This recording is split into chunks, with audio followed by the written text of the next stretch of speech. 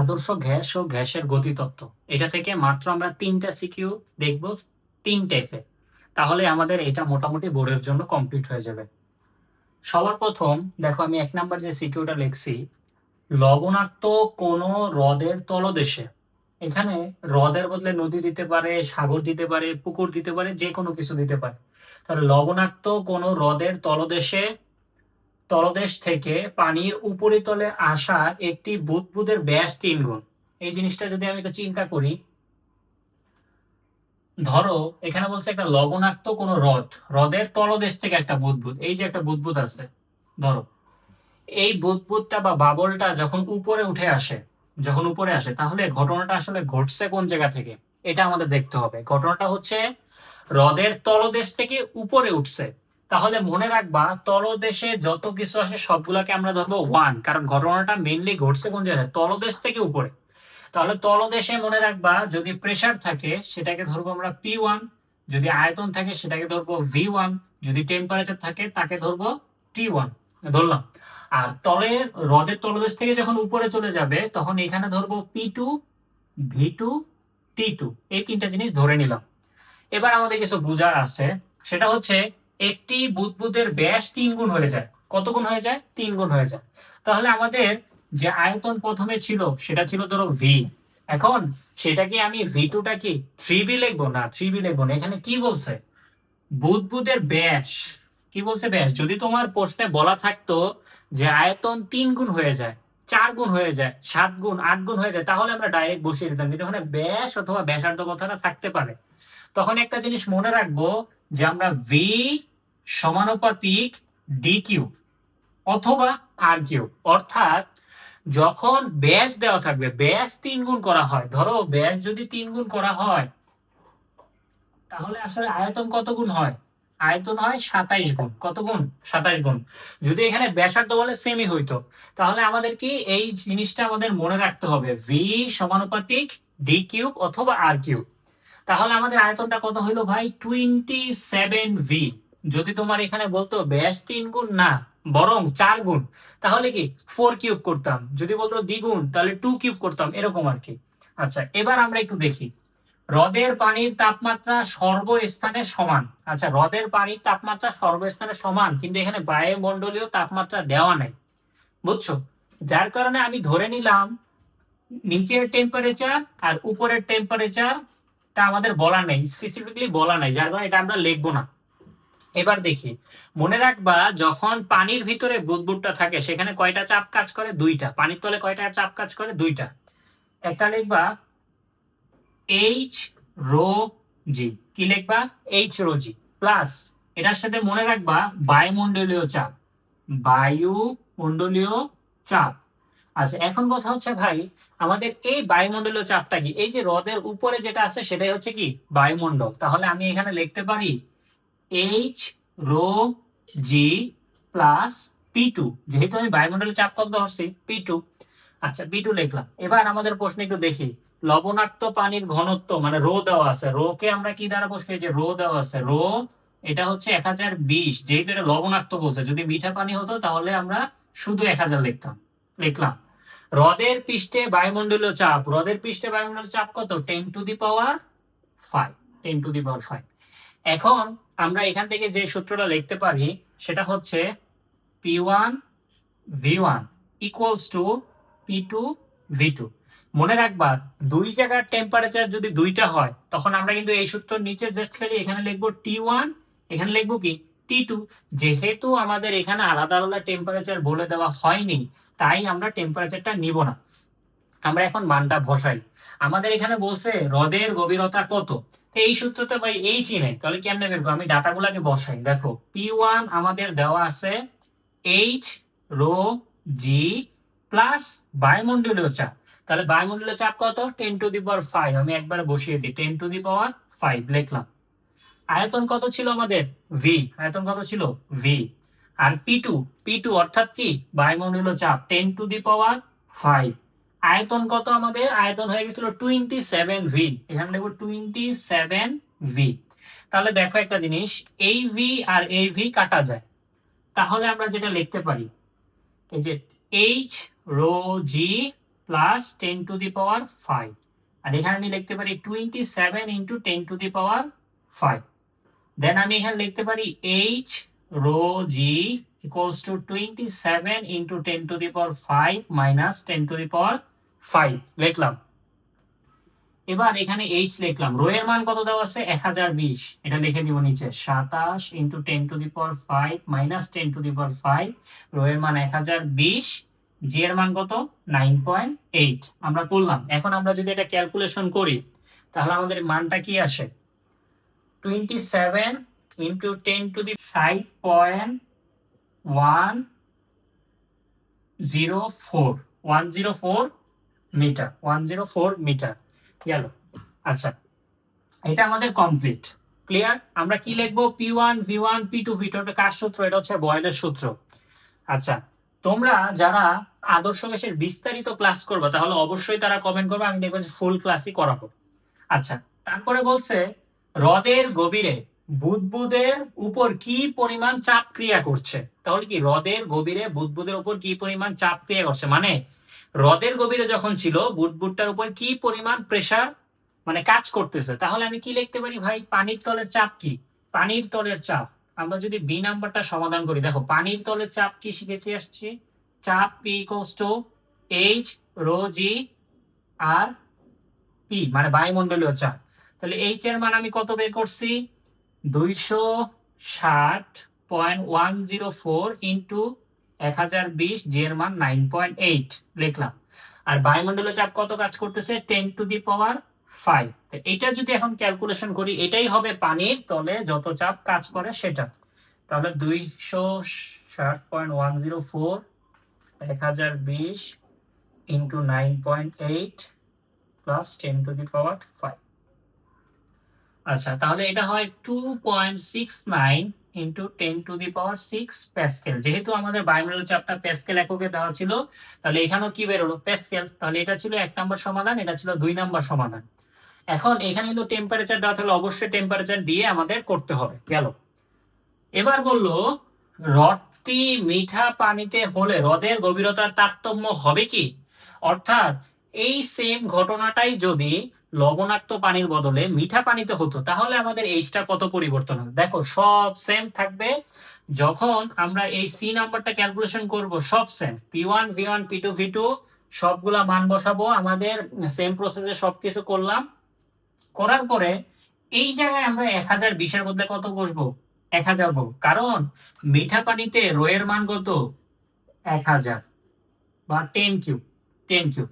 তো এটা আমরা বসিয়ে দেন আমরা নতুন করে আবার ক্যালকুলেশন করব। আচ্ছা করি, তাহলে 265.31 এত মিটার। এখন দেখো বলছে হ্রদের তারতম্য হবে কি, হ্যাঁ অবশ্যই হবে।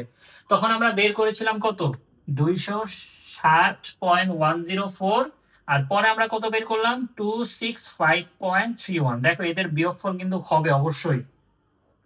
তাহলে আমরা বলতে পারি হ্রদের মিঠা পানির তলের গভীরতা তারতম্য হবে। মনে রাখবা এই বয়েলের সূত্রটা দিয়েই তোমার পরীক্ষা এমন আসতে পারে যে একটি বেলুনকে উপরিতল থেকে নিচে নিয়ে গেলে সেটা ফেটে যাবে নাকি, কারণ সেটার সাথে দেওয়া থাকবে কি তোমার আয়তন একটা, যে এই আয়তন যদি হয় তখন সেটা ফেটে যাবে।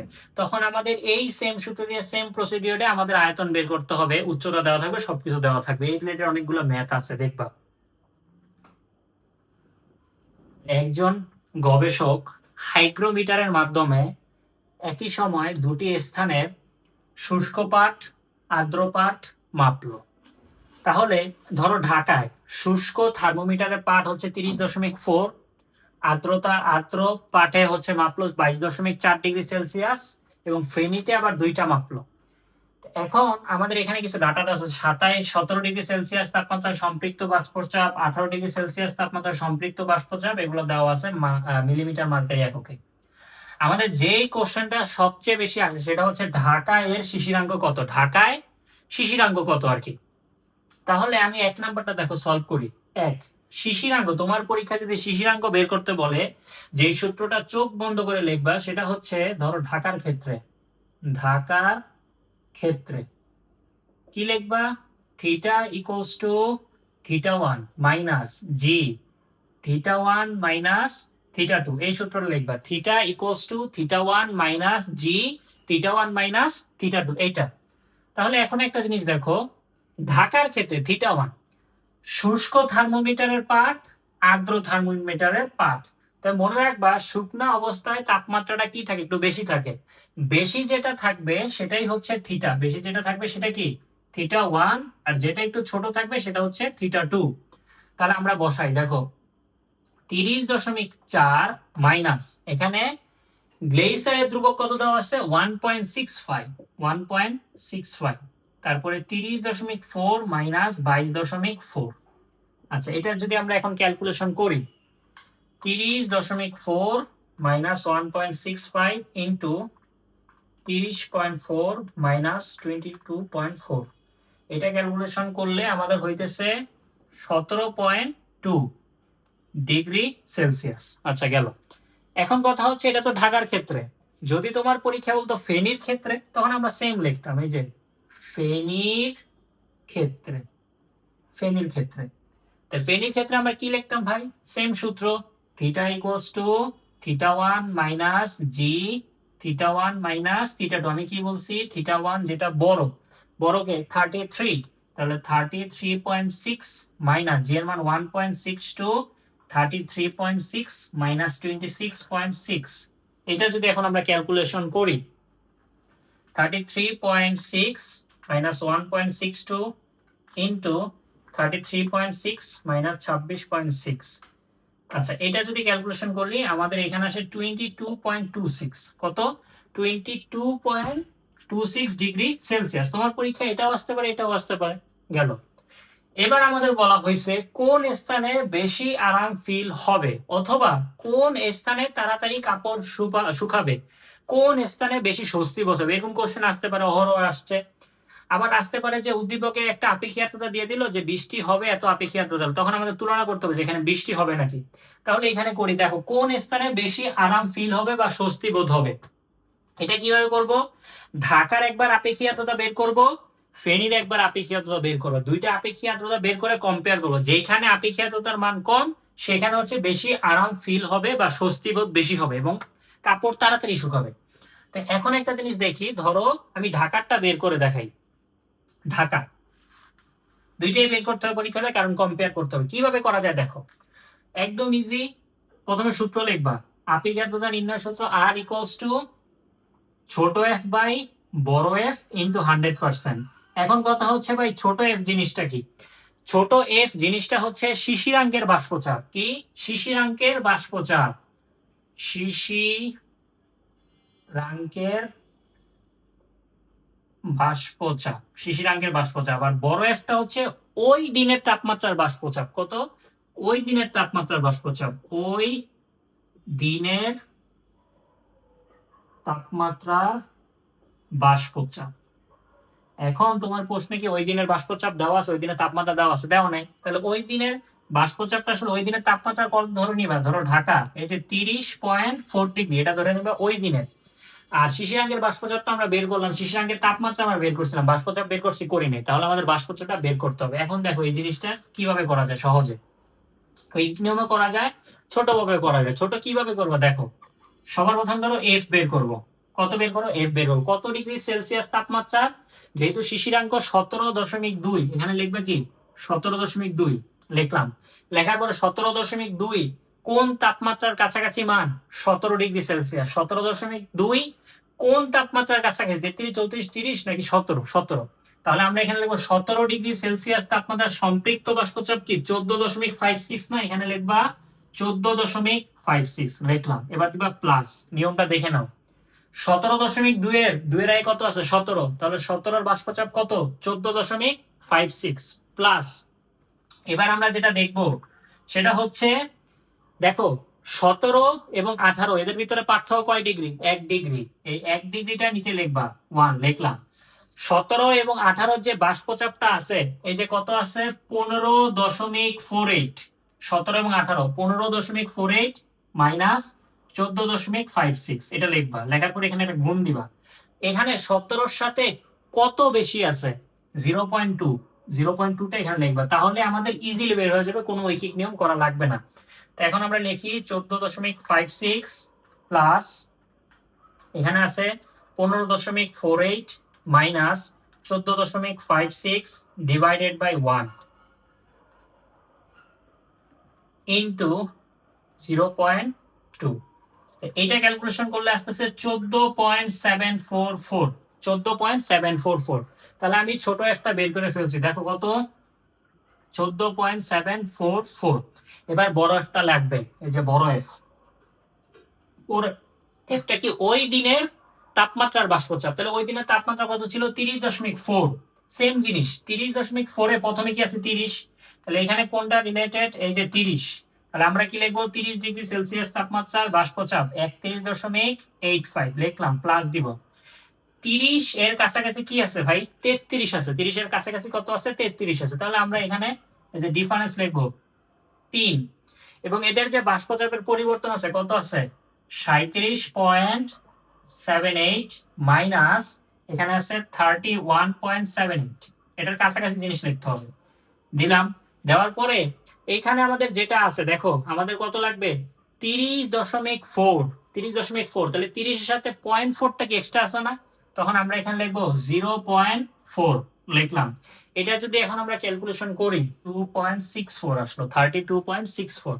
এটা বসিয়ে দিই, 32.64 ইন্টু 100% লিখলাম। এটা দেখো যদি এখন করি 2.744 ডিভাইড বাই অ্যান্সার ইন্টু 100, এটা হয় 45.17%। এটা কার, ঢাকা। সেম প্রসিডিউরে ফেনীটা বের করতে হবে। ফেনী আবার কিভাবে করতে হবে, আমরা শিশিরাঙ্ক বের করব, ফেনীর অলরেডি বের করছিলাম, সেখানে আবার সূত্র লিখবো। এখানে আমাদের যেটা বের হয় সেটা হচ্ছে ঢাকার আপেক্ষিক আর্দ্রতা বের হলো। দেন আমরা থিটা দিয়ে আপেক্ষিক আর্দ্রতা এটা বের করার জন্য আর ইকুয়ালস টু F/F লিখবো। এফটা কি শিশিরাঙ্কের বাষ্পচাপ, তাহলে শিশিরাঙ্ক যেটা বের করছিলাম তার তাপমাত্রার আবার বাষ্পচাপ বের করব। এফটা হচ্ছে বড়, অর্থাৎ ওই দিনের তাপমাত্রা, ওই দিনের তাপমাত্রা যেহেতু উল্লেখ নাই, তাহলে শুষ্ক থার্মোমিটারের পার্টটাই হচ্ছে ওই দিনের তাপমাত্রা 33.6। তো এইটার বাষ্পচাপ বের করব, করিয়ে জাস্ট খালি আমরা বসবো। দেখো ছোট্ট একটা ম্যাথ করলেই কিন্তু আমাদের 4 মার্ক পাওয়া যাইতেছে।